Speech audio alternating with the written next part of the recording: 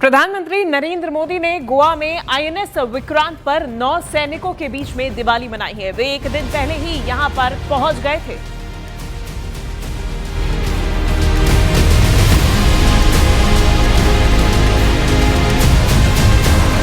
दौरान उन्होंने 9 सैनिकों से बातचीत की है। यहां उन्होंने करीब 40 मिनट की स्पीच दी। उन्होंने कहा कि हमारा विक्रांत आज आत्मनिर्भर भारत और मेड इन इंडिया का बहुत बड़ा प्रतीक है। वतन के गुरूर की कसम सिंदूर की, उठा तिरंगा सीने में जब जल थल नभ में पुकार हुई, सिंदूर की लाली चमक उठी, प्रतिशोध की सीमा पार हुई, तन घन। विक्रांत ने अभी पाकिस्तान की रातों की नींद उड़ा दी थी, जिसका नाम ही दुश्मन का चैन छीन ले, वो आईएनएस विक्रांत है।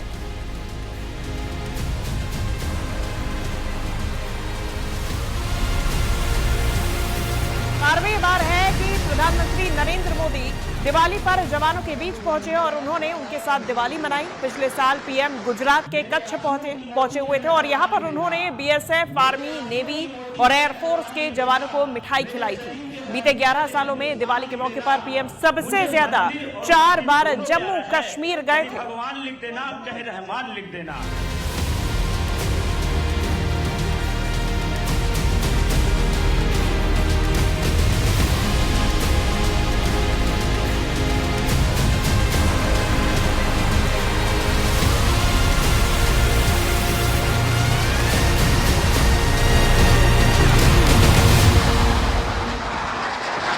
कसम सिंदूर की, वतन के गुरूर की कसम सिंदूर की, उठा तिरंगा सीने में जब जल थल नभ में पुकार हुई, सिंदूर की लाली चमक उठी, प्रतिशोध की सीमा पार हुई, तन घन।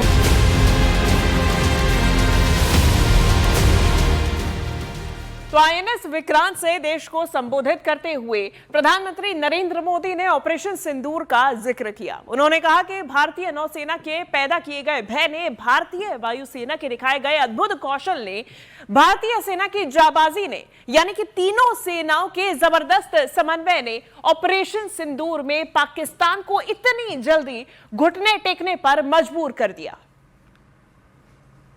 मैं इस अवसर पर हमारी सेनाओं को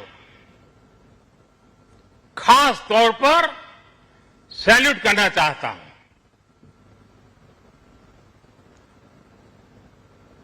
भारतीय नौसेना द्वारा पैदा किए जो भय पैदा किया गया है, भारतीय वायुसेना द्वारा दिखाए गए अद्भुत कौशल ने, भारतीय सेना की जांबाजी ने, तीनों सेनाओं के जबरदस्त समन्वय ने ऑपरेशन सिंदूर में पाकिस्तान को इतनी जल्दी घुटने टेकने पर मजबूर कर दिया था।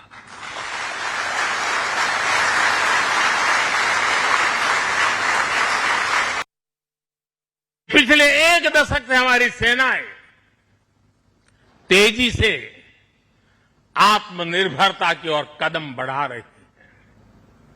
हमारी सेनाओं ने हजारों ऐसे सामानों की लिस्ट बनाई और तय किया कि अब ये सामान बाहर से नहीं मंगवाया जाएगा।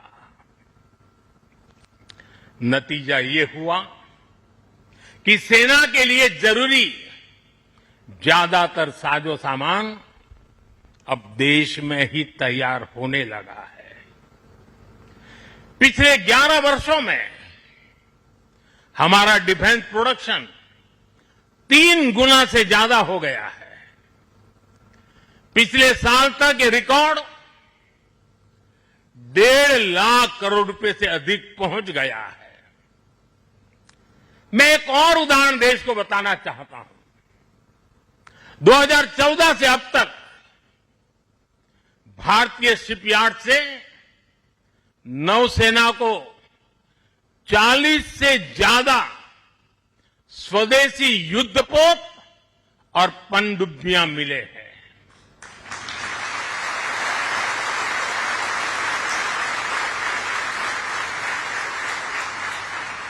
और देशवासी, आप जहां भी मुझे सुन रहे हो, एक आंकड़ा याद रखना, और मैं पक्का मानता हूं आज आपके सुनने के बाद आपके दिवाली के दिए और ज्यादा तेज प्रकाशित हो जाएंगे। साथियों, जब मुझे याद है,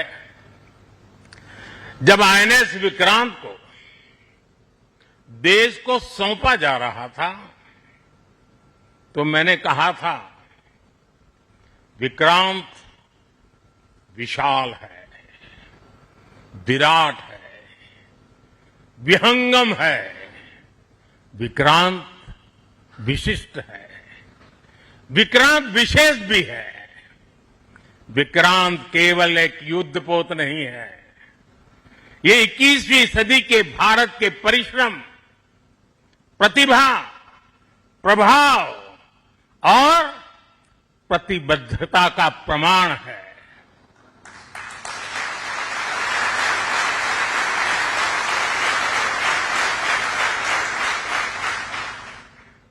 आप सबको याद होगा, जिस दिन देश को स्वदेशी आईएनएस विक्रांत मिला था, उसी दिन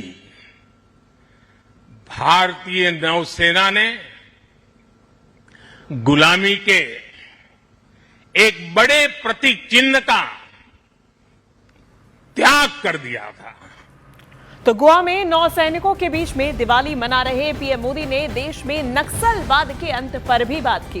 उन्होंने कहा कि 2014 से पहले देश के करीब 125 जिले माओवादी हिंसा की चपेट में थे। पिछले 10 साल की मेहनत के कारण ये संख्या लगातार घटती गई है और आज मात्र 11 ही रह गई है। से पहले देश के करीब 125 जिले माओवादी हिंसा की चपेट में थे। 125 जिले, और वो 125 जिले पिछले 10 साल की मेहनत के कारण ये संख्या घटती गई, घटती गई, घटती गई, और अब 125 से घट करके सिर्फ 11 रह गई है। 11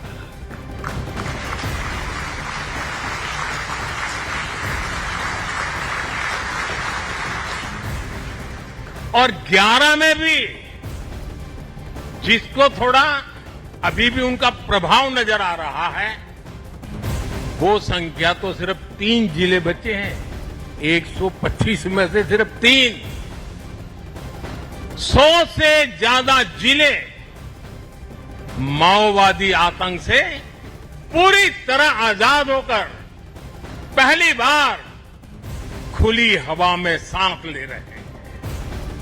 शानदार दिवाली इस बार मना रहे हैं।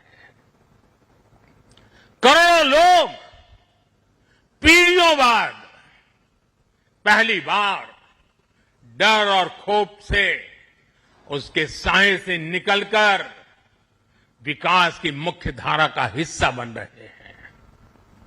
जिन इलाकों में माओवादी नक्सली सड़कें नहीं बनने देते थे, स्कूल नहीं खुलने देते थे, अस्पताल नहीं बनने देते थे, बने बनाए चल रहे स्कूलों को बम से उड़ा दिए जाते थे, अस्पतालों को, डॉक्टरों को गोलियों से भून दिया जाता था, मोबाइल टावर नहीं लगने देते थे, वहां अब हाईवेज बन रहे हैं, नए उद्योग ले रहे हैं, स्कूल और अस्पताल वहां के बच्चों का भविष्य गढ़ रहे हैं।